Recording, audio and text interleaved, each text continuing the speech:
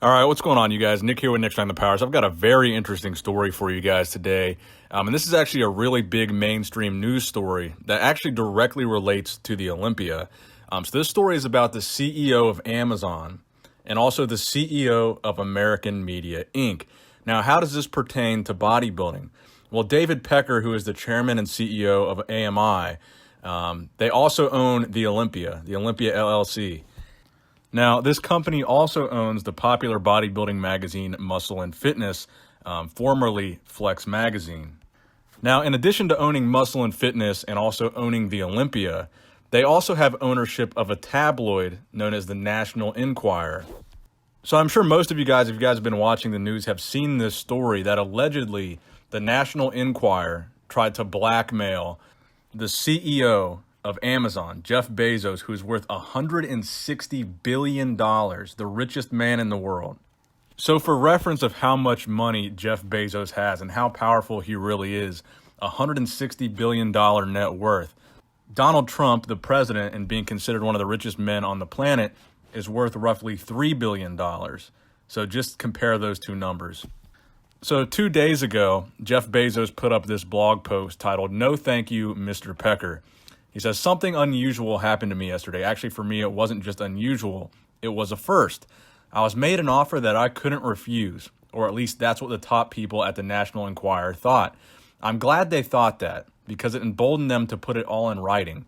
Rather than capitulate to extortion and blackmail, I've decided to publish exactly what they sent me, despite the personal cost and embarrassment they threaten.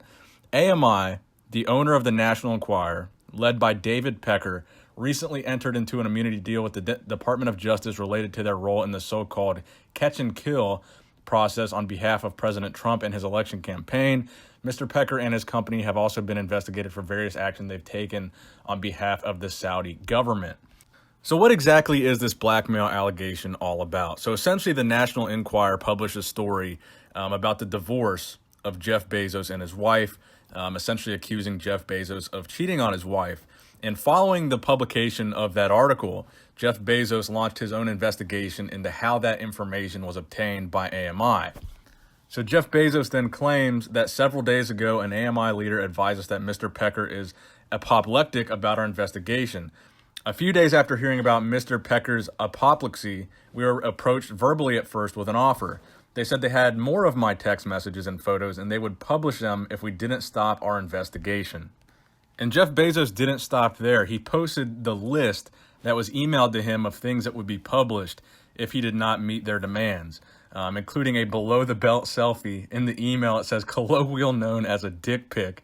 The Enquirer obtained a further 9 images. These include Mr. Bezos' face selfie at what appears to be a business meeting, Ms. Sanchez's response, a photograph of her smoking a cigar, and what appears to be a simulated oral sex scene, a shirtless Mr. Bezos holding his phone in his left hand while wearing his wedding ring.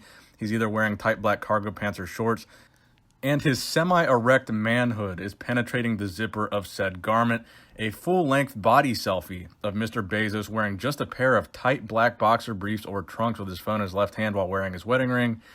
And the list goes on of a bunch of nonsense things similar to this.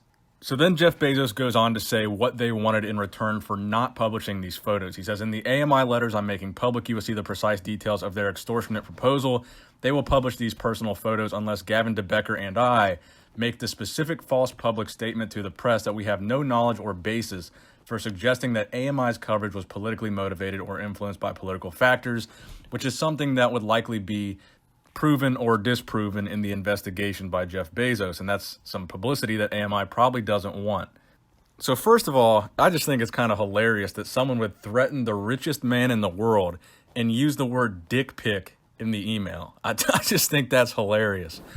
So again, how does this relate to bodybuilding and relate to the Olympia?